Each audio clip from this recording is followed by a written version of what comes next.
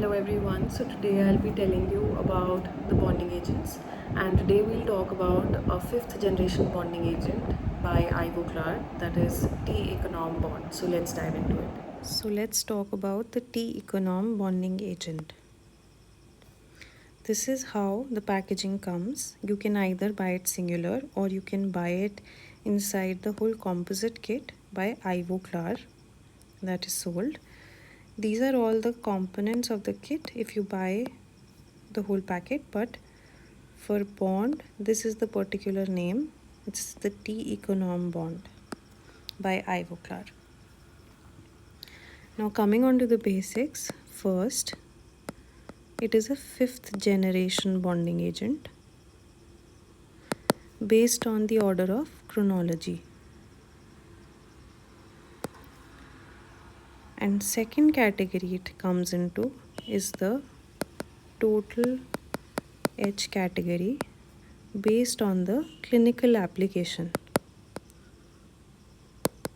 So if you're talking about the total H system, now you know that for total H, it comes in one bottle.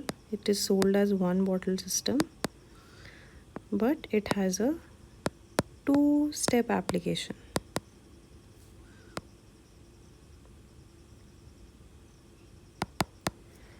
One bottle you can see clearly over here. Two-step application means first is going to be the etching, which is done using the 37% phosphoric acid, and second is going to be the application of bonding agent, which is this bond. So if it's one bottle, that means it is very clear that the primer plus adhesive are going to be in this same bottle. So there is no separate step of mixing required, only one bottle system for using a fifth generation bond. Had it been two different bottles, this category would have fallen into fourth generation, but we will only talk about this category specifically as of now.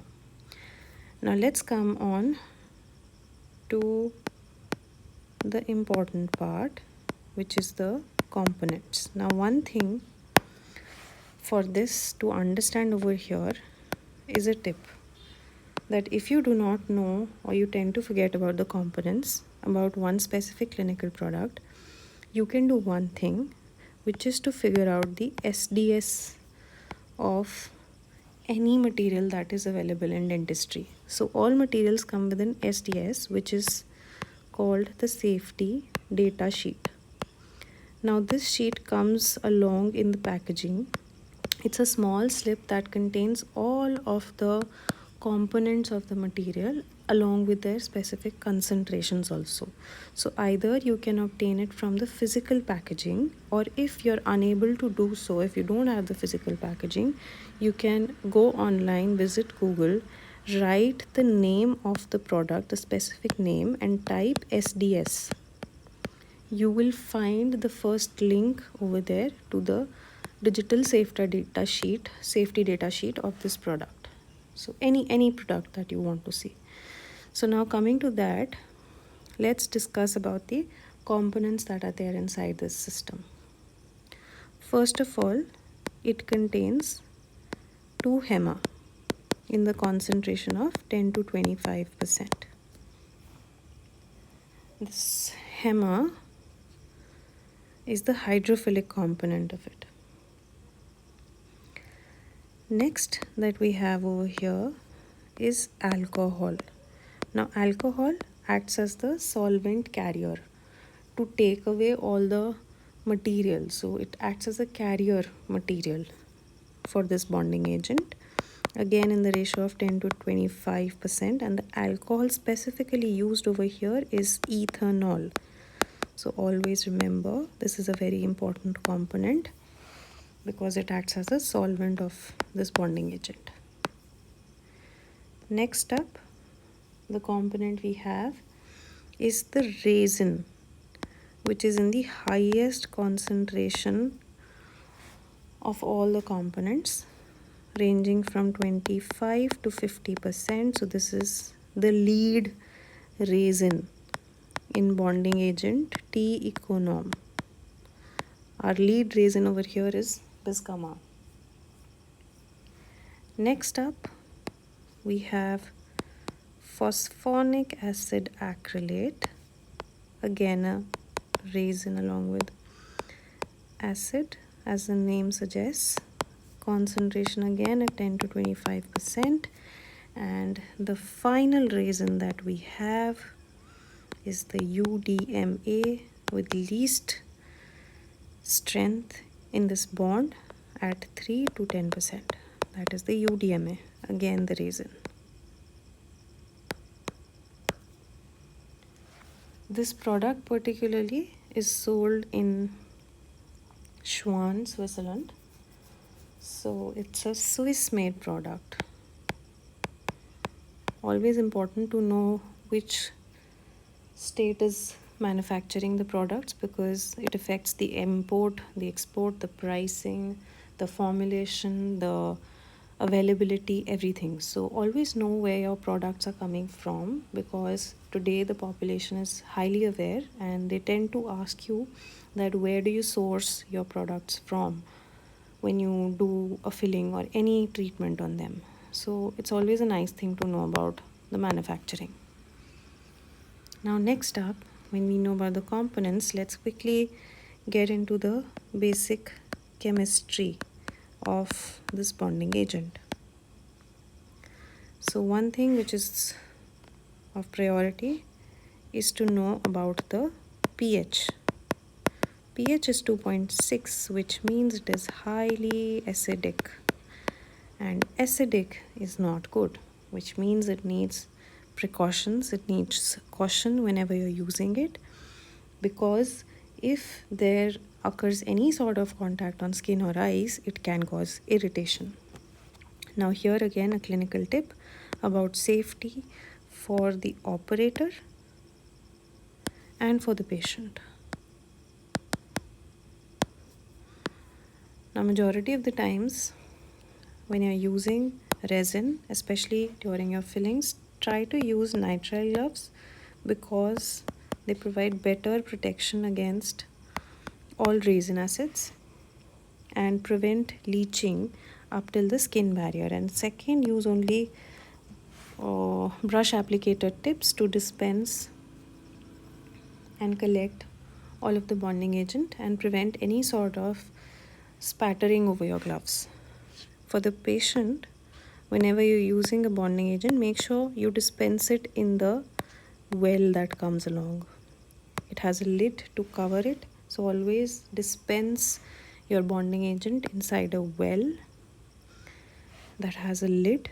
Now what happens is, sometimes certain students have had certain mishaps in which if you ask your assistant or somebody else to dispense the bonding agent onto the applicator tip, if you hold the tip close to patient's face or right above the face of your patient, the drop can accidentally enter the skin or maybe the eyes of your patient. It can be a hazardous accident over there, where it can even lead to loss of vision if there occurs to be any contact. So you need to be very careful when you're using it. So a very safe way to do this is use a well where you can dip your micro applicator tip and then again use it on your substrate.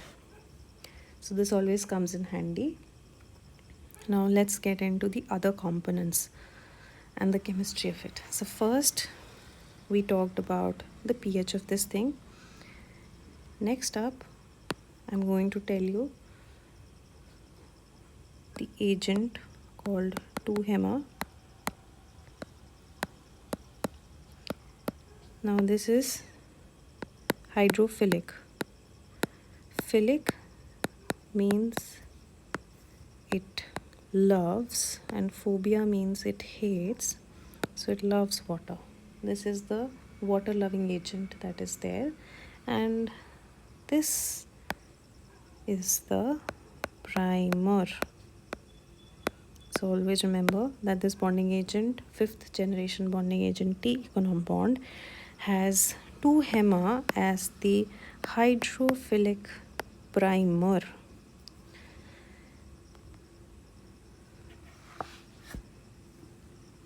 In the bonding agent. So this is of primary importance because it is the primer. Next up, what we have is ethanol, and as I told you, it acts as a solvent carrier. So it carries all the product chemistry and all the materials alongside it. The carrier is ethanol solvent.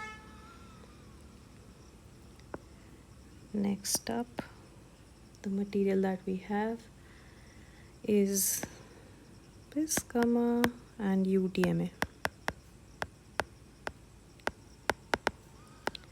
These are the resin components. So this is the adhesive. So you had 2 major components combined into one bottle. That was primer and adhesives. These 2 are different phases because this adhesive is hydrophobic. It does not like water. And this primer is hydrophilic. So when you mix 2 things, you need a solvent that carries both of them, and for this it is ethanol. Remember this P plus A hydrophilic and hydrophobic concept because this will help you in understanding bonding and the use of this bonding agent. Now whenever we talk about the resins, you know, if there is a resin and there is a matrix, there is going to be a filler. And 90% of the times, in all other things, filler is always going to be silica. So this is about the chemistry of this bonding agent. Now if you want to understand how it places itself, imagine this diagram. Only for reference purpose, if this is the cavity that you have and this is the tooth side, there is going to be a layer of bonding agent over it, and if you magnify it, there is going to be the space, call it X. This is going to be the tooth side, call it X, and this is going to be the resin side or the filling side, call it M. So it places itself in this format where R is going to be the central space, X is going to be the substrate onto which you bond the filling, and M is going to be the side that reacts with the resin. So this is how it forms. Okay.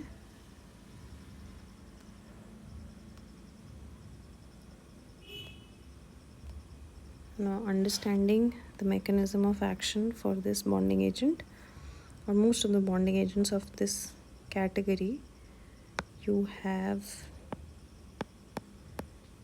the dentin substrate mostly, and you know dentin contains collagen fibers and some spaces. So bond diffuses into it. The method is called as diffusion. There is no chemical bond, it happens through movement of fluids, molecules. Diffusion happens and microtags form. So this is how the bonding agent helps in forming a bond. Next up comes the use.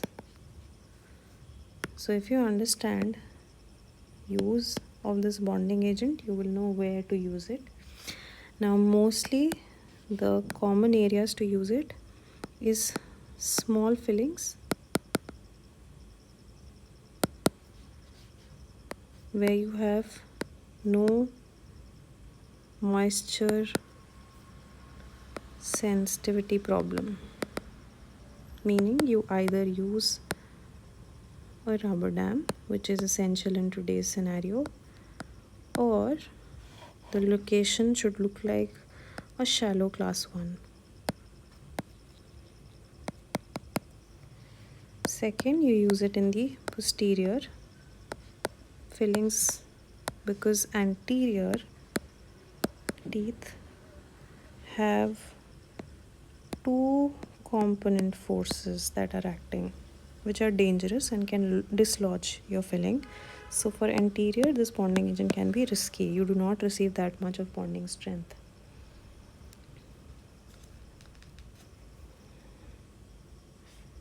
So don't use it for your anterior fillings. Instead, use it for your posterior restorations, class 1. Try to avoid it in class 2. Now the reason over here is, like I told you to remember, the hydrophilic plus phobic component of this category of bonding agent. Now when there are two immiscible phases of any solution, if you add in water to these two phases, it causes phase separation. And whenever phase separation occurs, as most of you know these days especially, the intended purpose of the product fails, which in this case is adequate bonding. You will not receive good bonding whenever there is going to be moisture contamination. So always avoid doing it in deep class 2s. Never use this in deep class 2 or somewhere you have very less enamel. Now the reason for less enamel is, with current data, we all know that total H gives excellent bond strength for enamel, but compromises heavily on bond strength from dentin. So if you have a deep dentinal cavity, this bond is not going to be your choice of material. You won't achieve the intended bond strength that you want. If you talk of the numbers for shear stresses in enamel, you get as good as 15 to 20 megapascal, whereas for dentin, the shear strength that you have over here is only about 12 to 16 megapascal. So don't use it in categories where you have excessive dentin but less enamel. So this technique, clinical application, will not work well over that. Second thing, I see most people that have a misconception is using this bonding agent for desensitization, but it is a strict no.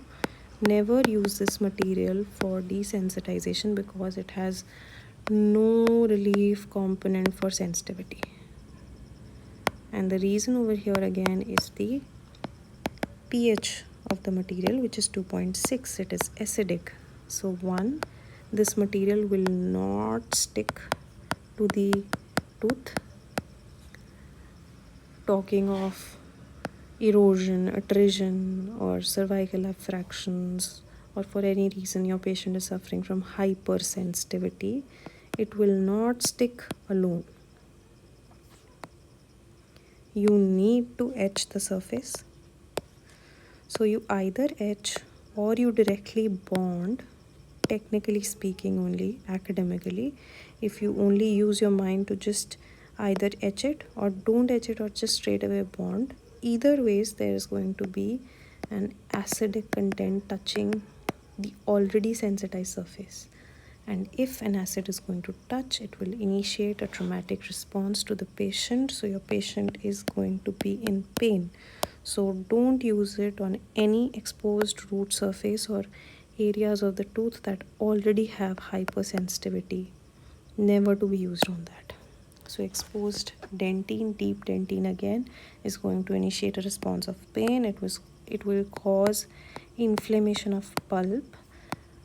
So any bonding agent, if it does not say specifically a desensitizer, is not meant to be used for desensitization. So this particular bonding agent is used only for small fillings with lots of enamel and less moisture. These are the three categories it should fulfill: small, no moisture, that is saliva, lots of enamel. Small fillings only, and then to posteriors, not for interiors. So technical critical works try to avoid with this bonding agent, because you will not receive the longevity in terms of clinical success. There can be post-op sensitivity, high chances. So for this you need to take extra measurements. If you at all you're still using it on any such cases, you need to be very cautious about all your steps. You need to be very good in that. So these two problems you can face easily. There can be chipping also. One thing that is important about the chemistry was the activator that is used in this bonding agent. So like most of the old generation ancestral resins, the activator over here is camphoroquinone. Now any such resin that is there, resin works with polymerization reaction. So if polymerization has to occur, there needs to be an activation, for which you need one initiator and you need a photosensitizer agent that picks up the photons, the light, to start the reaction. So you also call it as a photoactivator of the bonding agent, which is camphoroquinone. This was another part of the chemistry. So that's all for now. The price point, this resin bond sells for around 2500 to 3500. You can check with your local suppliers for the pricing. And if you liked this video and you think you got some information which was useful, please share this video with someone who you think might need it. And please like this video if you like the content, and if you have any feedback or anything more that you would like us to discuss about, please leave a comment. And stay tuned for more such content videos about dental materials, their clinical uses, and all the basic academics to understand the brief of all such materials, because this series is going to be more about all of the composite resins, the current available bonding agent systems, which one should you buy, which shouldn't you buy, what is expensive, which is worth money, which is valuable. And we would love to hear from you guys, so stay tuned until the next video. Thank you for watching this patiently.